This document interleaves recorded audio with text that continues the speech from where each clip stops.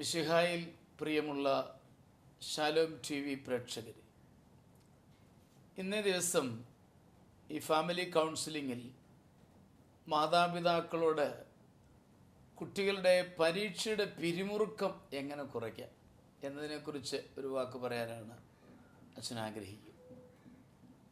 പലപ്പോഴും പല കുട്ടികളും ഈ സമയമാകുമ്പോൾ വലിയ പിരിമുറുക്കത്തിൽ, ടെൻഷനിലൊക്കെ എത്തിച്ചേരാറുണ്ട്. നമ്മളത് നേരത്തെ തന്നെ ഒന്ന് ഒരുക്കുന്നത് നല്ലത് തന്നെയാണ്. പരീക്ഷയ്ക്കായിട്ട് കുട്ടികളെ നമ്മൾ വളരെ നേരത്തെ ഒരുക്കണം എന്ന് ഞാൻ പറയുമ്പോൾ, പരീക്ഷയുടെ തലേ ദിവസം നാളെ പരീക്ഷയാണ്, നീ തയ്യാറായോ എന്നുള്ള ചോദ്യങ്ങളെക്കാൾ ഉപരിയായി കുറച്ചുകൂടി നേരത്തെ തന്നെ അവരെ പരീക്ഷ അഭിമുഖീകരിക്കുവാനായിട്ട് ഒരുക്കണം എന്നുള്ളതാണ് എൻ്റെ ചിന്ത. പരീക്ഷ ഒരു ഭീഷണിയല്ല, പിന്നെയോ അത് നിൻ്റെ കഴിവ് തെളിയിക്കാനുള്ളൊരു അവസരമാണ്. ഇത്രയും നാൾ നീ പഠിച്ചത് തെളിയിക്കാനുള്ളൊരു അവസരമാണ്. അതുകൊണ്ട് പരീക്ഷ അഭിമുഖീകരിക്കാൻ ഭയപ്പെടേണ്ട എന്നുള്ളത് നമ്മൾ ബോധ്യപ്പെടുത്തുക ആവശ്യമാണ്. പരീക്ഷയ്ക്ക് പോകുന്നതിന് മുൻപായിട്ട് നമ്മൾ പരീക്ഷയുടെ ഒരു പ്രക്രിയ ഈ കുഞ്ഞിനെ കൊണ്ട് റിഹേഴ്സൽ ചെയ്യിപ്പിക്കുന്നത് നല്ലതാണ്. ഞാൻ ഉദ്ദേശിച്ചത്, പരീക്ഷയ്ക്ക് വീട്ടിൽ നിന്ന് ഇറങ്ങുന്നത് മുതൽ പരീക്ഷ എഴുതി തീരുന്നത് വരെയുള്ള ഓരോ പ്രവൃത്തിയും ഈ കുഞ്ഞിൻ്റെ മനസ്സിൽ കൊണ്ടുവന്ന് ചെയ്യുന്നതായിട്ടൊന്ന് മനസ്സിൽ ഒരു റിഹേഴ്സലായിട്ട് ചെയ്യുന്നത് നല്ല കാര്യമാണ്. ഇത് പല പ്രാവശ്യം ആവർത്തിച്ച് കഴിയുമ്പോൾ ഈ കുഞ്ഞിന് പരീക്ഷയോടുള്ള ഭയം മാറുകയാണ്.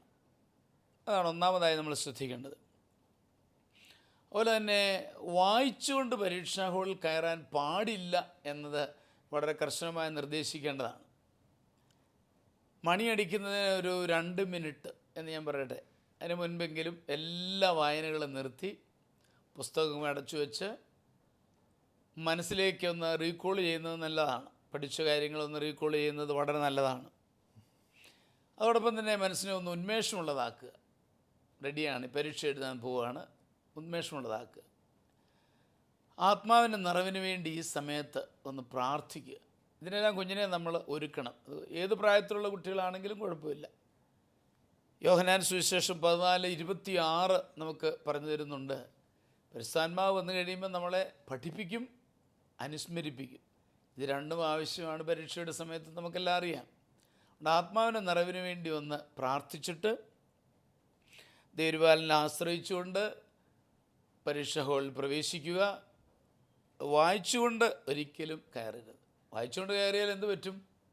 ആ വായിച്ചുകൊണ്ടിരിക്കുന്ന ചോദ്യം വന്നെങ്കിൽ സ്വാഭാവികമായിട്ടും രക്ഷപ്പെട്ടു, അല്ലെങ്കിൽ ആകപ്പാടെ പൊളിയും. അതുകൊണ്ട് അങ്ങനെ സംഭവിക്കാതിരിക്കുവാനായിട്ട് ഒന്ന് ശ്രദ്ധിക്കണം. ഇത് ഇങ്ങനെയുള്ള ചില പൊടിക്കൈകൾ നമ്മളൊന്ന് പ്രയോഗിച്ചാൽ പരീക്ഷയുടെ ഈ പിരിമുറുക്കത്തിൽ നമുക്ക് രക്ഷപ്പെടാനായിട്ട് സാധിക്കും. അതിന് നിങ്ങൾക്ക് വേണ്ട നിർദ്ദേശങ്ങൾ കൊടുക്കുവാൻ മാതാപിതാക്കൾക്ക് കഴിയട്ടെ എന്ന് ആശംസിക്കുന്നു. ഇനി നമുക്ക് ഇന്നത്തെ ചോദ്യങ്ങളിലേക്ക് കിടക്കാം. ഇന്നത്തെ ആദ്യത്തെ ചോദ്യം ആരുടെയാണ് മേഴ്സി? എറണാകുളത്ത് നിന്ന് ഷൈനി എന്ന വീട്ടമ്മയുടെ കത്താണ്. ബഹുമാനപ്പെട്ട അച്ഛ, എൻ്റെ മുഖം വളരെ ചെറുപ്പത്തിലെ പൊള്ളി വികൃതമായി. ഞാൻ വിവാഹം വേണ്ടെന്ന് വെച്ച് ജീവിക്കുകയായിരുന്നു. എന്നാൽ എനിക്ക് 29 വയസ്സ് തികഞ്ഞപ്പോൾ 39 വയസ്സുള്ള ഒരാൾ എന്നെ വിവാഹം കഴിച്ചു. അന്നു മുതൽ എൻ്റെ പണം മാത്രം അദ്ദേഹത്തിന് മതി. എന്നോട് ഒരു സ്നേഹവുമില്ല. എൻ്റെ വീട്ടിലെ പണം കൊണ്ട് 8 ബസ്സുകൾ വാങ്ങി ധാരാളം പണമുണ്ടാക്കി. ഇപ്പോൾ 5 കടകളും തുറന്നിട്ടുണ്ട്. ഈ കടകളിലെല്ലാം സുന്ദരികളായ സ്ത്രീകളെയാണ് നിയമിച്ചിരിക്കുന്നത്. അവരുമായി തെറ്റായ ബന്ധമുണ്ടെന്ന് എനിക്ക് ബോധ്യമുണ്ട്. എന്നെ അദ്ദേഹത്തിന് ഇപ്പോൾ വേണ്ട. എന്നോട് പലപ്പോഴും ഇറങ്ങിപ്പൊയ്ക്കൊള്ളുവാൻ പറഞ്ഞു. ഇനിയുമുള്ള വസ്തുക്കളെല്ലാം അദ്ദേഹത്തിൻ്റെ പേരിലേക്ക് എഴുതി തരുവാനും നിർബന്ധിക്കുന്നു. അച്ഛൻ എനിക്ക് വേണ്ടി പ്രാർത്ഥിക്കണമേ. ഈ സാഹചര്യത്തിൽ ഞാൻ എന്ത് ചെയ്യണമെന്ന് പറഞ്ഞു തരാമോ? തീർച്ചയായിട്ടും നമുക്ക് പ്രാർത്ഥിക്കാം. അത് ആവശ്യപ്പെട്ടിട്ടുണ്ട്, അത് ചെയ്യും, യാതൊരു സംശയമില്ല. എങ്കിലൂടെ നമ്മൾ കാണുന്നത് പണം മാത്രം ലക്ഷ്യമാക്കി നടന്ന ഒരു വിവാഹമായിട്ടാണ്. മുഖവികൃതമായിരുന്നു എങ്കിലും അത് സ്വീകരിച്ചു. അപ്പോൾ പണത്തെ ലക്ഷ്യമാക്കിക്കൊണ്ടാണെന്ന് പിന്നീടുള്ള പെരുമാറ്റത്തിലൂടെ നമുക്ക് മനസ്സിലാവുകയാണ്. തീർച്ചയായിട്ടും ഒരിക്കലും ശരിയല്ല. ലൂക്കായുടെ സുവിശേഷം 12:15 പറയുന്നുണ്ട്, മനുഷ്യജീവിതം സമ്പത്ത് കൊണ്ടല്ല ധന്യമാകുന്നത്. നമുക്കെല്ലാം അറിയാം, പണം വരും പോകും. പണം എന്ന് പറയുന്നത് ദൈവത്തിൻ്റെ ഒരു ദാനമാണ്. ആ ഒരു ബോധ്യം നമ്മുടെ ഹൃദയത്തിൽ ഇല്ലെങ്കിൽ നമ്മുടെ കുടുംബജീവിതം തകരാറിലാണ്. അതാണ് ഇവിടെ സംഭവിച്ചിരിക്കുന്നത്. കടയിലുള്ള സ്ത്രീകളുമായിട്ട് തെറ്റായ അടുപ്പമുണ്ട് എന്നാണ് ഇവിടെ ആരോപിക്കപ്പെട്ടിരിക്കുന്നത്. അത് ഒരിക്കലും ദൈവത്തിന് മുമ്പാകെ നീതീകരിക്കപ്പെടുന്നതല്ല എന്നുള്ളത് നമുക്കെല്ലാം അറിയാവുന്നതാണ്. 1 കൊരിന്തോസ് 6:18-20 വരെ വാക്യങ്ങളിൽ ഈ തിന്മയിൽ നിന്ന് ഓടി അകലുവാനുള്ള ആഹ്വാനമാണ് ശ്ലീഹ നടത്തുക. അതുകൊണ്ട് നമുക്ക് അതിനെയും ന്യായീകരിക്കുവാൻ ഒരിക്കലും സാധിക്കുകയില്ല.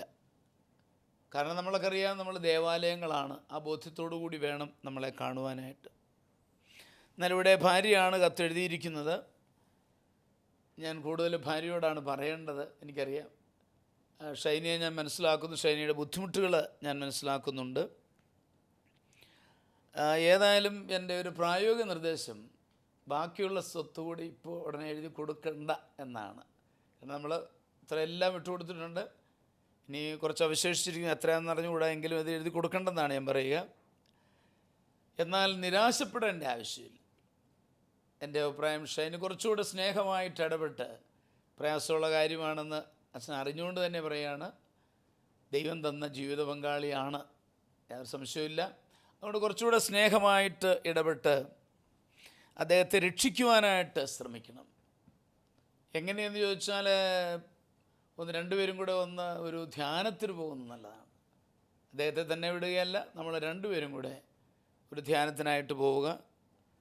ഇനിയും എനിക്ക് തിരക്കാണ്, ഇത്രയും ബിസിനസ്സൊക്കെ നടത്താനുണ്ട് എന്നൊക്കെ പറഞ്ഞേക്കാം. അപ്പോൾ അങ്ങനെയാണെങ്കിൽ ഒരു മാരേജ് കൗൺസിലിംഗ് ആദ്യം റെക്കമെൻഡ് ചെയ്യാം. അപ്പോൾ അത് വളരെയേറെ ദിവസങ്ങൾ എടുക്കുകയില്ല.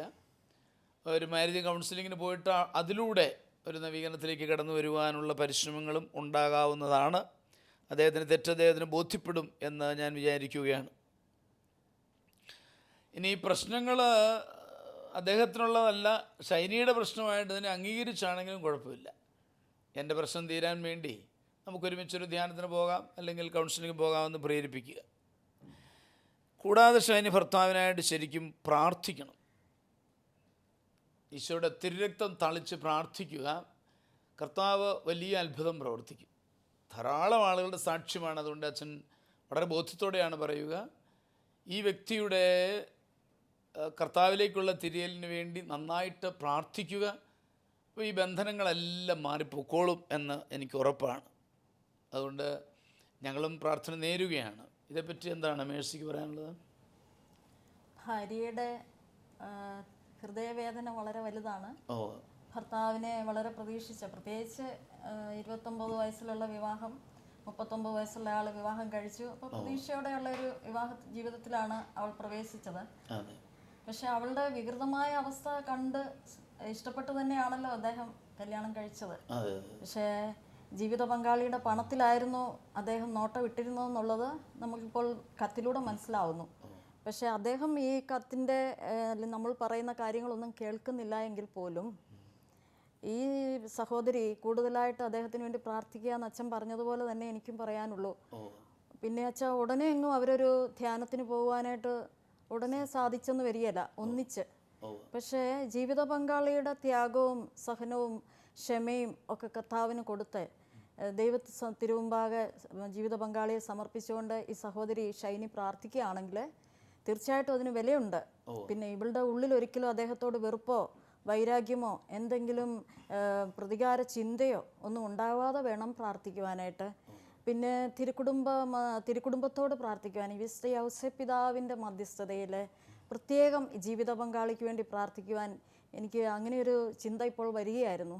കുടുംബനാഥൻ എന്നുള്ള നിലയിൽ വിശുദ്ധ യൗസേപ്പിതാവിൻ്റെ മധ്യസ്ഥതയിൽ മകൾ പ്രാർത്ഥിക്കുവാനായിട്ടുള്ള ഒരു ചിന്ത എനിക്ക് കിട്ടുന്നുണ്ട്. പിന്നെ അച്ഛൻ്റെ തിരുരക്തം തളിച്ചുള്ള പ്രാർത്ഥന, പ്രാർത്ഥനയ്ക്ക് തീർച്ചയായിട്ടും ഫലം ഉണ്ടാവും. പിന്നെ ഇതുപോലെയുള്ള പ്രശ്നങ്ങൾ ഇനിയും ധാരാളം പേരുടെ ഇടയിൽ കാണാം. അപ്പോൾ ഈ സഹോദരി വഴി കൊടുക്കുന്ന ഈ ഒരു ആശയങ്ങളും സന്ദേശങ്ങളും പലർക്കും ചിലപ്പോൾ ഒരു ദൈവാനുഭവത്തിലേക്കും വിജയത്തിലേക്കും കുടുംബജീവിതം കൊണ്ടുവരാൻ സാധിച്ചെന്ന് വരും. പ്രഭാഷകന്റെ പുസ്തകം 11:2 പറയുന്നുണ്ട്, അഴകിന് അമിത വില കൽപ്പിക്കരുത്, അഴകില്ലെന്നോർത്ത് അവഗണിക്കരുത്. അപ്പോൾ എല്ലാ ഭർത്താക്കന്മാരും എല്ലാ ഭാര്യമാരും കുടുംബ ജീവിതത്തിലേക്ക് കയറിയ എല്ലാവർക്കും ഇതൊരു വലിയ സന്ദേശമായിരിക്കട്ടെ. ബാഹ്യമായിട്ടുള്ള അഴകോ വെച്ചുകൊണ്ടല്ല സ്നേഹിക്കേണ്ടത്. ആന്തരികമായിട്ട് ആ വ്യക്തിയെ സ്നേഹത്തോടെ സൗന്ദര്യത്തോടെ കാണുവാനായിട്ട് സാധിക്കണം. പിന്നെ ഈ സഹോദരി ഷൈനിയുടെ പ്രാർത്ഥന വഴി ജീവിത പങ്കാളി നേരായ പാതയിലേക്ക് വരും എന്ന് തന്നെ എനിക്ക് വിശ്വാസത്തിൻ്റെ വെളിച്ചത്തിൽ ഞാൻ പറയുന്നു. ഞങ്ങൾ അതിനുവേണ്ടി പ്രാർത്ഥിക്കുകയും ചെയ്യും. എന്താണ് എബ്രഹാമിനെ പറ്റി പറയാനുള്ളത്? അച്ഛൻ പറഞ്ഞ പോലെ തന്നെ പണമാണല്ലോ അയാളുടെ പ്രധാനപ്പെട്ട ലക്ഷ്യമായിട്ട് മാറിയത്. ഇവിടെ ഈ വിരൂപ അവസ്ഥ കണ്ടുകൊണ്ട് സ്വീകരിച്ചെങ്കിലും യഥാർത്ഥത്തിൽ ആ മനുഷ്യൻ ആ വ്യക്തിയെ പൂർണ്ണമായി ഉൾക്കൊണ്ടിട്ടില്ല. ആ ഉൾക്കൊള്ളായ്മ ആണ് ഇതിൻ്റെ ഇടപെടലെല്ലാം കാണുന്നത്. അംഗീകരിക്കാൻ സാധിച്ചിട്ടില്ല ഭാര്യയെ ആയിരിക്കുന്ന അവസ്ഥയിൽ. നമ്മൾ പറയില്ല, ആയിരിക്കുന്ന അവസ്ഥയിൽ അംഗീകരിച്ചാൽ മാത്രമേ തുറന്ന് സ്നേഹിക്കാനോ സ്വീകരിക്കാനോ സാധിക്കുകയുള്ളൂ. അത് പറ്റിയിട്ടില്ല. അതിപ്പോൾ പറ്റണമെങ്കിൽ അച്ഛൻ നേരത്തെ പറഞ്ഞൊരു കൗൺസിലിങ്ങോ അല്ലെങ്കിൽ ഒരു ധ്യാനമോ മാത്രമേ എനിക്ക് തോന്നുന്നുള്ളൂ. അല്ലാതെ ഒന്നാമത് വേറൊരു കാര്യം കൂടെ കാണും. ഇവരുടെ ഈ വിരൂപത കൊണ്ട് ഒരുപക്ഷെ ഇടപെടലിലും ഇവർക്കൊരു കോംപ്ലക്സ് ഉണ്ടാകും. കാര്യം കടകളിലൊക്കെ നിൽക്കുന്ന ജോലിക്കാരെല്ലാം സുന്ദരികളാണ്. ഇപ്പോൾ ഒരു വാക്ക് അതിനകത്തുണ്ടല്ലോ, കടകളിൽ നിൽക്കുന്ന ജോലിക്കാരൊക്കെ സുന്ദരികളാണ്. അപ്പോൾ അവരിലേക്ക് ഇയാളുടെ ചിന്തകൾ കൂടുതൽ വരാമെന്നൊക്കെ ഉള്ള ഒരു കോംപ്ലക്സ് ഒരു അവസ്ഥയും ഒരുപക്ഷെ ഇവരിൽ തന്നെ കാണാൻ വഴിയുണ്ട്. എനിക്ക് തോന്നുന്നു ഈ വിഹാരിച്ചൻ വഴിയോ അവരുടെ ഇടവേല വിഹാരിച്ചൻ വഴിയോ വല്ലതും ഒന്ന് ബന്ധപ്പെട്ടുകൊണ്ട് ഇവർ ഒന്നിച്ചൊരു കൗൺസിലിങ്ങോ ഇപ്പം പറയാൻ വഴിയുണ്ട്. ഇത്രയും ബസ് ഇപ്പോൾ 8 ബസ്സോ 5 കടകളും ഒക്കെ ഉണ്ട്, ഒത്തിരി ബിസിയായി പോയി എന്നുള്ള വേണം പറയാം. പക്ഷേ വിഹാരിച്ചൻ നിന്ന് കൂടുതൽ സ്നേഹത്തിൽ ഇടപെട്ട് പിന്നെ കൂടാതെ ഈ ഭാര്യയാണല്ലോ നമുക്ക് എഴുതിയിരിക്കുന്നത്. അവർ അച്ഛൻ പറഞ്ഞ പോലെ തന്നെ കൂടുതൽ സ്നേഹത്തോടെ എങ്ങനെയെങ്കിലും ഈ വ്യക്തിയെ നേടിയെടുക്കുവാൻ സ്നേഹത്തിലൂടെ സ്നേഹപരിചരണത്തിലൂടെ ഈ വ്യക്തിയെ നേടിയെടുക്കാൻ സാധിച്ചാൽ ഒരു മാറ്റം ഉണ്ടാവുമെന്ന് കരുതുന്നു. തീർച്ചയായിട്ടും മെസ്സിയുടെ ചിന്ത പ്രാർത്ഥനയിലൂടെ പ്രധാനമായിട്ടും നേടണം. അതോടൊപ്പം തന്നെ എബ്രഹാം അവതരിപ്പിച്ചത് ഞങ്ങൾ ചിന്തിച്ചതിനേക്കാൾ അല്പം വ്യത്യസ്തമായിട്ടാണ്. ഒരുപക്ഷെ തനിക്കിങ്ങനെ വൈരൂപ്യമുണ്ട് എന്നുള്ളൊരു ചിന്തയുള്ളതുകൊണ്ട് ഒരു കോംപ്ലക്സ് ഉണ്ടാവാം. അതും ഇതിനകത്ത് ബാധിച്ചിട്ടുണ്ടോ എന്നൊരു സംശയം എബ്രഹാം പ്രകടിപ്പിക്കുകയുണ്ടായി. അതിനൊരു സാധ്യതയുണ്ട്. തൻ്റെ മുഖവിരൂപമാണെന്ന് തന്നെ അദ്ദേഹം പറഞ്ഞിരിക്കുന്നതുകൊണ്ടും ഒരുപക്ഷെ കടയിലെ സ്ത്രീകളെക്കുറിച്ചൊക്കെയുള്ള ആരോപണങ്ങളും എഴുതിയിട്ടുണ്ട്. അപ്പോൾ അതുകൊണ്ട് അങ്ങനെയുള്ള ഒരു ചിന്തയും ഉണ്ടാവാം. അതിനും ആ കോംപ്ലക്സുകൾ മാറ്റിവെച്ചിട്ട് അങ്ങനെയുള്ള ചിന്താക്കുഴപ്പങ്ങൾ മാറ്റിവെച്ചിട്ട് കൂടുതൽ സ്നേഹത്തിൻ്റെ ഒരനുഭവത്തിലേക്ക് ആഴമായ ഒരു ഇൻവോൾവ്മെൻറ്റ്, ഭാര്യാഭർത്തൃ ബന്ധത്തിലുള്ള ഇൻവോൾവ്മെൻറ്റ് ഉണ്ടാകുവാനായിട്ട് ഇടയാവണം എന്നുള്ളതാണ് നമുക്ക് പറയാനുള്ളത്. പക്ഷേ ഇനി തീർച്ചയായിട്ടും ഞങ്ങൾ പ്രാർത്ഥിക്കും, യാതൊരു സംശയമില്ല. ഞങ്ങൾ സൂചിപ്പിച്ചതുപോലെ വളരെ സ്നേഹമയമായ ഇടപെടലിലൂടെയും ആഴമായ ഭാര്യാഭർത്തൃ ബന്ധത്തിൻ്റെ ഇൻവോൾവിങ്ങിലൂടെയും അയാളെ നേടിയെടുക്കുവാനായിട്ട് ശ്രദ്ധിക്കണം. തീർച്ചയായിട്ടും കഴിയും. പക്ഷേ എനിക്ക് യാതൊരു സംശയമില്ല. നിരാശയുടെ ചിന്ത ഇല്ലാതെ പ്രതീക്ഷയോടുകൂടി പരിശ്രമിക്കാൻ ഞങ്ങളെല്ലാവരും പ്രാർത്ഥിക്കും. നിങ്ങളുടെ കുടുംബജീവിതം ഏറെ അനുഗ്രഹപ്രദമായി തീരുവാൻ എന്ന് ഓർമ്മിപ്പിക്കുകയാണ്. നമുക്ക് രണ്ടാമത്തെ കത്തിലേക്ക് കിടക്കാം അല്ലേ? അച്ഛാ, പാലായിൽ നിന്ന് ഷീലമ്മ എന്ന വീട്ടമ്മയുടെ കത്താണ്. പ്രിയ ബഹുമാനപ്പെട്ട അച്ഛ, എൻ്റെ ഭർത്താവ് നന്നായിട്ട് മദ്യപിക്കും.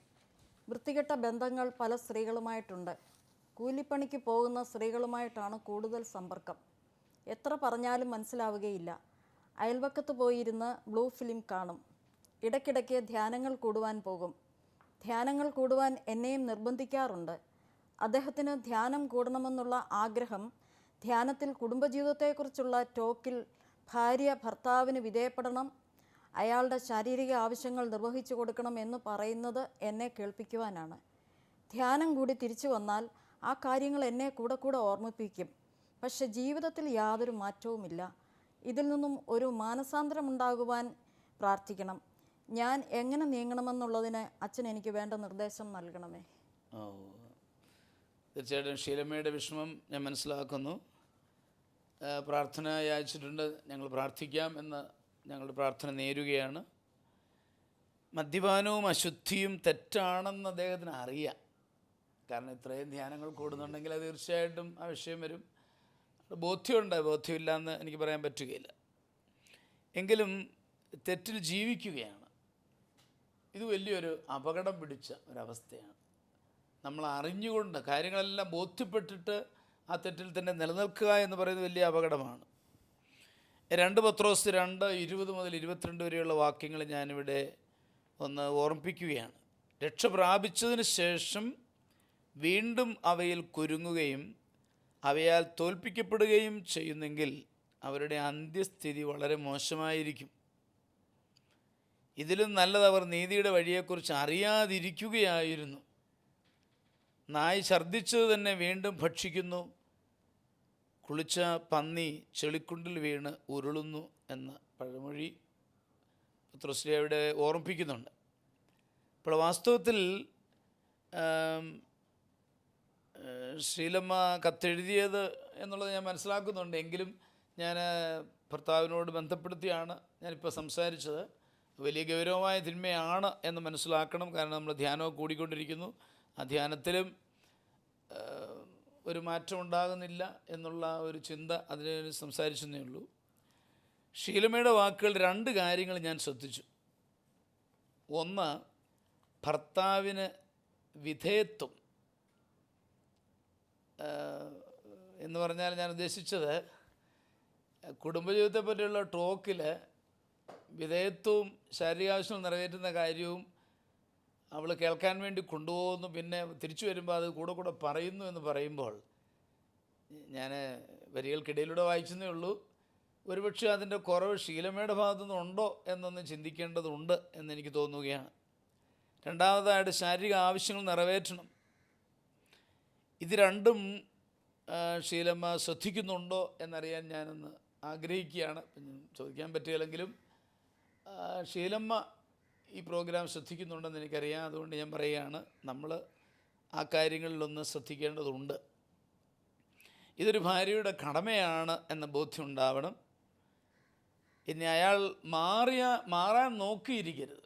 അയാൾ മാറി മാനസാന്തരപ്പെട്ട് ഒരു പുതിയ ആളായിട്ട് ഇങ്ങോട്ട് വരട്ടെ, അപ്പം ഞാൻ വേണം ഇതൊക്കെ കൊടുക്കാം എന്നൊക്കെയുള്ള ചിന്ത വരാതെ അയാൾക്ക് വിധേയത്വത്തോടുകൂടി ഭർത്താവിനോട് ഇടപെടണം എന്നതാണ് എനിക്ക് ഷീലമ്മയോട് പറയാനുള്ളത്. കൊളോസസ് 3:18 പറയും, നിങ്ങൾ കർത്താവിന് യോഗ്യമാവിധം ഭർത്താക്കന്മാർക്ക് വിധേയരായിരിക്കും. ഇത് കൂടുതൽ പൗലോസിലേക്ക് പറയാൻ പറ്റുകയില്ല. അത് അത്രയ്ക്ക് ഗൗരവമായിട്ട് പറഞ്ഞിരിക്കുകയാണ്. അപ്പോൾ ആ വിധേയത്വത്തിലൂടെ അയാൾക്ക് മാനസാന്തരം ഉണ്ടാകാം. നമ്മുടെ സ്നേഹമായ ഇടപെടൽ, നമ്മുടെ മാറ്റമൊക്കെ കാണുമ്പം അയാൾക്കൊരു മാറ്റം ഉണ്ടാകും. കാരണം അയാൾക്ക് കാര്യങ്ങൾ അറിയാം. ധ്യാനമൊക്കെ കൂടി ബോധ്യങ്ങൾ വന്നിട്ടുണ്ടെന്ന് തന്നെയാണ് ഞാൻ വിചാരിക്കുന്നത്. 1 കൊരിന്തോസ് 7:3 മുതൽ 4 വരെ വാക്യങ്ങൾ പറയുന്നുണ്ട്. കൊടുക്കേണ്ട ശാരീരിക സന്തോഷം കൊടുക്കണം, അല്ലാത്ത പക്ഷം ജീവിത പങ്കാളിയുടെ കുറവുകൾ ഉണ്ടാകും, അതിന് ഉത്തരവാദി നമ്മളായിരിക്കുകയും ചെയ്യുമെന്ന് പൗലോസ്ലീഹ അവതരിപ്പിച്ചിട്ടുണ്ട്. അപ്പോൾ ഇങ്ങനെ ഷീലമ്മ ഭർത്താവിനെ നേടിയെടുക്കണം എന്നാണ് എനിക്ക് പറയാനുള്ളത്. നല്ല വഴിയിലേക്ക് അങ്ങനെ വരുത്താൻ പറ്റും എന്ന് ഞാൻ വിശ്വസിക്കുകയാണ്. 1 പത്രോസ് 3:1 മുതൽ 2 വരെ പറയുന്ന ആ പെരുമാറ്റം വഴിയുള്ള വിശുദ്ധീകരണം, അത് പ്രധാനമാണ്. വാക്കുകളല്ല, വഴക്കല്ല. ഇതോടൊപ്പം നന്നായിട്ട് പ്രാർത്ഥിക്കുക. തീർച്ചയായിട്ടും അദ്ദേഹത്തിനൊരു മാറ്റം ഉണ്ടാകാൻ വേണ്ടി തിരുരക്തം തളിച്ച് പ്രാർത്ഥിക്കുന്നത് നല്ലതാണ്. ഞങ്ങളും പ്രാർത്ഥിക്കാം. എബ്രഹാം ഇതേപ്പറ്റി എന്താ പറയുക? എനിക്ക് അച്ഛൻ പറഞ്ഞ ആ ഒരു കാര്യം തന്നെ എൻ്റെ മനസ്സിലോട്ട് വന്നത്. കാര്യം ആ അവസാന ഭാഗത്ത് ഷീലമ്മ പറയുന്നുണ്ട്, ഓരോ ധ്യാനം കൂടിയിട്ടും പുള്ളിക്ക് മാനസാന്തരം ഉണ്ടാകുന്നില്ല. എന്തുകൊണ്ടാണ് വീണ്ടും വീണ്ടും ഈ പുള്ളി വീണ്ടും ധ്യാനത്തിന് കൊണ്ടുപോകുന്നത്? ഈ കാര്യങ്ങൾ വീണ്ടും വീണ്ടും ഷീലമ്മ കേൾപ്പിക്കാനാണ്. അപ്പോൾ ഷീലമ്മയിലാണ് ഇപ്പം മാറ്റങ്ങൾ ഇല്ലാത്തതെന്ന് എനിക്ക് തോന്നുന്നത്. അച്ഛൻ പറഞ്ഞ അതേ ചിന്ത തന്നെയാണ് വന്നത്. കൊറിന്തോസ്യർക്ക് എഴുതിയ അച്ഛൻ പറഞ്ഞ ഇതിൻ്റെ 1-ാമത്തെ വാക്യത്തിൽ 2-ാമത്തെ വാക്യത്തിൽ പറഞ്ഞിട്ടുണ്ട്, വ്യഭിചാരത്തിൽ വീഴാൻ സാധ്യത ഉള്ളതുകൊണ്ട് നിങ്ങൾ വിവാഹം കഴിക്കും. എന്നുവെച്ചാൽ ഭാര്യ ഭർത്താവിൻ്റെ ശാരീരിക ആവശ്യങ്ങളിൽ അദ്ദേഹത്തോട് സഹകരിക്കണം എന്നുള്ള ആ വചനം. പക്ഷേ ഇവിടെ ഈ സഹകരണം ഇല്ല എന്ന് തന്നെയാണ് എനിക്ക് തോന്നുന്നത്. ഇല്ല എന്ന് തന്നെ ഉറപ്പിക്കായിട്ട് തോന്നുന്നു. കാര്യം വീണ്ടും വീണ്ടും അതിലേക്ക് അദ്ദേഹം കൊണ്ടുപോകുന്നുണ്ട്. അതാണോ ഈ മനുഷ്യൻ്റെ വ്യഭിചാരത്തിലേക്ക് പോകാനും, പറഞ്ഞല്ലോ പല ബ്ലൂ ഫിലിം കാണാൻ പോകുന്നു, പലതിലേക്കെല്ലാം പോകുന്നു. എനിക്ക് തോന്നുന്നു അത് ഇതിനകത്ത് ഏറ്റവും പ്രധാനപ്പെട്ട കാര്യമായിട്ട് തന്നെ തോന്നുകയാണ്. ഷീലമ്മ ഏതായാലും ഇത് കാണുന്നുണ്ടായിരിക്കുമല്ലോ. തീർച്ചയായിട്ടും എനിക്ക് തോന്നുന്നത് ഷീലമ്മ ആ വചനമനുസരിച്ച് പൂർണ്ണമായി ഭർത്താവിന് വിധേയപ്പെടുകയും അദ്ദേഹത്തിനോടുകൂടി എന്തിനാണ് വിവാഹം കഴിച്ചത്? അവർ സ്നേഹത്തിൽ ഒന്നാകാനാണ്. ആ ഒരു ശരീരം കൊണ്ട് മനസ്സുകൊണ്ട് ആത്മാവുകൊണ്ട് ഒന്നായിക്കൊണ്ട് അങ്ങനെ സ്നേഹിച്ച് കഴിയുമ്പോൾ തീർച്ചയായിട്ടും ഭർത്താവിനെ നേടിയെടുക്കാൻ സാധിക്കും. സാറിന് പറയുമല്ലോ, ഭർത്താവും ഭാര്യയും കൊണ്ട് ശാരീരികമായി ഒന്നാകുന്ന നിമിഷങ്ങളിൽ ഭാര്യയുടെ ഹൃദയത്തിൽ ഭർത്താവിനെ തമ്പുരാൻ്റെ ഏൽപ്പിച്ചാൽ, കാര്യം അവർ രണ്ടല്ലല്ലോ, ഒന്നല്ലേ. തീർച്ചയായിട്ടും ആ വ്യക്തിയുടെ ജീവിതത്തിൽ മാറ്റങ്ങൾ മാനസാന്തരം ദൈവത്തിൻ്റെ പരിശുദ്ധാത്മാവ് വരുത്തുമെന്ന് തന്നെ നമുക്ക് പൂർണ്ണമായി വിശ്വസിക്കാം. ഷീലമേ അത് വിശ്വസിക്കുക. അതനുസരിച്ച് അദ്ദേഹത്തോടുള്ള സമീപനങ്ങളിൽ ഇടപെടലൊക്കെ ഒരു മാറ്റം വരുത്തിയാൽ തീർച്ചയായിട്ടും നേടാൻ സാധിക്കുമെന്ന് തന്നെയാണ് എനിക്ക് ഉറപ്പായിട്ട്. എബ്രഹാം പറഞ്ഞത് മനസ്സിലായി എനിക്ക്. പക്ഷേ എബ്രഹാം ഞാൻ അതിന് പൂർണ്ണമായി യോജിക്കുന്നുവെങ്കിലും എളുപ്പമുള്ള കാര്യമല്ല എബ്രഹാം പറഞ്ഞതെന്ന് എനിക്കറിയാം. കാരണം ഇങ്ങനെയൊക്കെ പോകുന്ന ഒരു വ്യക്തിയുമായിട്ട് അത്ര ആഴമായിട്ട് അങ്ങോട്ട് സഹകരിക്കാനുള്ള ബുദ്ധിമുട്ട് ഒരു ഭാര്യയ്ക്കുണ്ടാവാം. പക്ഷെ അതിന് കാരണം ഇതല്ലേ അതിലേക്ക് വരാനും കാരണം സൂപ്പർ നാച്ചുറൽ ലവ് എന്ന നിലയിൽ ദൈവത്തിൻ്റെ കൃപയിൽ ആശ്രയിച്ചുകൊണ്ട് ആഴമായിട്ട് ആ വ്യക്തി എങ്ങനെയാണോ ആ വ്യക്തി അങ്ങനെ തന്നെ സ്നേഹിച്ചുകൊണ്ട് ആഴമായി അടുക്കുമ്പോൾ മാറ്റമുണ്ടാകും എന്നുള്ളതാണ് എബ്രഹാമിൻ്റെ അഭിപ്രായം. മേഴ്സി എന്ത് പറയുന്നു? സ്ത്രീകളെ സംബന്ധിച്ചിടത്തോളം അച്ഛാ, ഭർത്താവ് മറ്റൊരു സ്ത്രീയെ നോക്കുന്നതോ അവരുമായിട്ട് ബന്ധപ്പെടുന്നതോ ഒരിക്കലും സഹിക്കാൻ പറ്റുന്ന കാര്യമല്ല. അപ്പോൾ അങ്ങനെ ഒരു സാഹചര്യം വരുമ്പോൾ തീർച്ചയായിട്ടും അവരുടെ മനസ്സ് വളരെയധികം വിഷമിക്കും, അസ്വസ്ഥമാവുകയല്ല, അവർ മനസ്സിൽ നിരാശയുടെ ഒരു ലെവലിലേക്കാണ് പോയിക്കൊണ്ടിരിക്കുന്നത്. പിന്നെ എന്നെ സ്നേഹിക്കുന്നില്ല, മറ്റ് സ്ത്രീകളുടെ അടുത്ത് പോകുന്നു. അങ്ങനെയൊക്കെ വരുമ്പോൾ ഇവർക്ക് ഈ ഭർത്താവിനോട് അടുക്കുവാനോ ശാരീരിക ബന്ധം പുലർത്താനോ ഒന്നും മനസ്സുകൊണ്ട് സാധിക്കത്തില്ല. മനസ്സ് ചെയ്യാതെ ശരീരം കൊണ്ട് പ്രവർത്തിക്കുക എന്ന് പറഞ്ഞാൽ ഇച്ചിരി പ്രയാസമാണ്. പിന്നെ ആ സ്ത്രീയുടെ അവസ്ഥ ഇപ്പോൾ ഞാൻ മനസ്സിലാക്കുന്നത് വെറും കൂലിപ്പണി ചെയ്യുന്ന സ്ത്രീകളുമായിട്ടൊക്കെ ഭർത്താവ് ബന്ധപ്പെടുന്നു, ബ്ലൂ ഫിലിം കാണുന്നു. അത് അവരെ സംബന്ധിച്ചിടത്തോളം ഒട്ടും ഉൾക്കൊള്ളാൻ പറ്റുന്ന കാര്യമല്ല. ഈ ഭർത്താവിനെ അവർ ഒരു വ്യഭിചാരി എന്നല്ലാതെ അവർക്കൊരു ഭർത്താവായിട്ട് കാണാനേ പറ്റുന്നില്ല. ഒരു സ്ത്രീയുടെ ഭാഗത്തു നിന്നുകൊണ്ടാണ് ഞാനിത് പറയുന്നത്. പക്ഷേ എങ്കിലും തമ്പുരാൻ കർത്താവിൻ്റെ സന്നിധിയിൽ ഈ ഭർത്താവിനെ നേടിയെടുക്കാനായിട്ട് ഭാര്യ ഏതായാലും പ്രാർത്ഥന കൂട്ടണം. അതായത് ധ്യാനം ആ മനുഷ്യൻ കൂടുന്നുണ്ടെങ്കിലും അദ്ദേഹത്തിൽ മാനസാന്തരം വരുന്നില്ല. ഈ ഒരു കാര്യത്തിൽ അദ്ദേഹത്തിന് പാപബോധം വന്ന് അതിൽ നിന്ന് മാറുന്നില്ല. പക്ഷേ ഭാര്യയുടെ പ്രാർത്ഥന വഴി ഇനി അത് മാറേണ്ടിയിരിക്കുന്നു. ഭാര്യ തീർച്ചയായിട്ടും ഭർത്താവിനോട് ക്ഷമിച്ച് പ്രാർത്ഥിക്കുക. അദ്ദേഹത്തിന് വേണ്ടി എന്തെല്ലാം ത്യാഗം എടുക്കാമോ, ഉപവസിച്ച് പ്രാർത്ഥിക്കാമോ, ജപമാല ചൊല്ലി മാതാവിൻ്റെ മധ്യസ്ഥതയിൽ അദ്ദേഹത്തിൻ്റെ മാനസാന്തരം, പ്രത്യേകിച്ച് നല്ലൊരു കുടുംബജീവിതത്തിലേക്ക് അദ്ദേഹം ഒന്നിക്കുവാൻ, അതാണ് അത്. അന്നപ്പോൾ തന്നെ ദൈവത്തിൻ്റെ ഇടപെടൽ വരുമ്പോൾ അദ്ദേഹത്തിന് മോശമായിട്ടുള്ള പ്രവൃത്തികളൊക്കെ മാറും. പിന്നെ പ്രഭാഷകന്റെ പുസ്തകം പറയുന്നുണ്ടല്ലോ, 12-ാം അധ്യായം 14-ാം വാക്യം, പാപിയുമായി സഹവസിക്കുകയും പാപങ്ങളിൽ മുഴുകുകയും ചെയ്യുന്നവനോട് ആർക്കും സഹതാപം തോന്നുകയില്ല. അത് ഭാര്യയാണെങ്കിലും ആരാണെങ്കിലും ഇത്രയും പാപം ചെയ്തു പോകുന്ന ആളിനോടൊരു സഹതാപമല്ല, പകരം വെറുപ്പാണ് ഉണ്ടാകുന്നത്. അപ്പോൾ ആ വെറുപ്പ് കൊണ്ട് അവിടെ ദൈവാനുഗ്രഹമൊന്നും ഉണ്ടാകുന്നില്ല. അപ്പോൾ കൂടുതലായിട്ട് ശീലമ്മ ജീവിത പങ്കാളിക്ക് വേണ്ടി പ്രാർത്ഥിക്കട്ടെ. പുള്ളിയുടെ മാനസാന്തരത്തിന് വേണ്ടി ത്യാഗമെടുക്കുക, ഒപ്പം അദ്ദേഹത്തെ സ്നേഹിച്ച് ബഹുമാനിച്ച് അംഗീകരിച്ച് അദ്ദേഹത്തെ ഉൾക്കൊണ്ടുകൊണ്ട് പ്രാർത്ഥിക്കട്ടെ. ഇപ്പം ത്യാഗമെടുത്ത് പ്രാർത്ഥിച്ച് പ്രായോഗികമായിട്ട് വളരെ ബുദ്ധിമുട്ടുള്ള കാര്യമാണെന്ന് ഞങ്ങൾക്കറിയാം. എങ്കിലും എടുത്ത് പ്രാർത്ഥിച്ച് നേടിയെടുക്കുവാനായിട്ട് പരിശ്രമിക്കണമെന്നുള്ളതാണ് മേഴ്സി പറയുക. അപ്പോൾ ഈ ചിന്തകൾ ഷീലമ്മയോട് ഞങ്ങൾക്ക് പറയാനുള്ളത്, പ്രാർത്ഥനയിലൂടെയും സ്നേഹത്തിലൂടെയും നേടിയെടുക്കുക. അത് അങ്ങനെ കർത്താവിന് വേണ്ടി ആ മകനെ സ്വന്തമാക്കാൻ പറ്റും. ഞങ്ങളെല്ലാവരും പ്രാർത്ഥിക്കും, ഒരു സംശയമില്ല. അത് നല്ല ഒരു കുടുംബജീവിതം നയിക്കുവാൻ നിങ്ങൾക്ക് ദൈവം കൃപ തരട്ടെ എന്ന് ആശംസിക്കുന്നു. നമുക്ക് ഇവർക്ക് വേണ്ടി പ്രാർത്ഥിക്കാം. നല്ലവനും സ്നേഹനിധിയുമായ പൊന്നുതമ്പുരാനെ, അങ്ങയുടെ കരങ്ങളിലേക്ക് ഈ പ്രിയപ്പെട്ട മക്കളെ ഞങ്ങൾ സമർപ്പിക്കുന്നു. ഷൈനിയുടെയും ഷീലമ്മയുടെയും കുടുംബങ്ങളെ ഞങ്ങൾ സമർപ്പിക്കുന്നു. അവർക്ക് ആവശ്യമായിട്ടുള്ള എല്ലാ കൃപാവരങ്ങളും ഈ നിമിഷം അങ്ങ് നൽകണമേ. അങ്ങയുടെ തൃക്കരം നീട്ടി അവരുടെ കുടുംബങ്ങളെ അനുഗ്രഹിക്കണമേ, ആശീർവദിക്കണമേ. കുടുംബത്തിലെ എല്ലാ പ്രശ്നങ്ങളും പരിഹരിച്ചുകൊണ്ട് ഏറെ സന്തോഷപ്രദമായ ഒരു കുടുംബജീവിതം നയിക്കുവാൻ അവരെ അങ്ങ് അനുഗ്രഹിക്കണമേ. പിതാവും പുത്രനും പരിശുദ്ധാത്മാവുമായ സർവേശ്വര എന്നേക്കും ആമേൻ. ഈ പ്രോഗ്രാമിലേക്ക് കത്തുകളും അഭിപ്രായങ്ങളും അയക്കേണ്ട വിലാസം: to the producer, family counselling, Shalom television, Peruvannamuzhi PO, Kozhikode 673-528. Email info@shalomtelevision.com.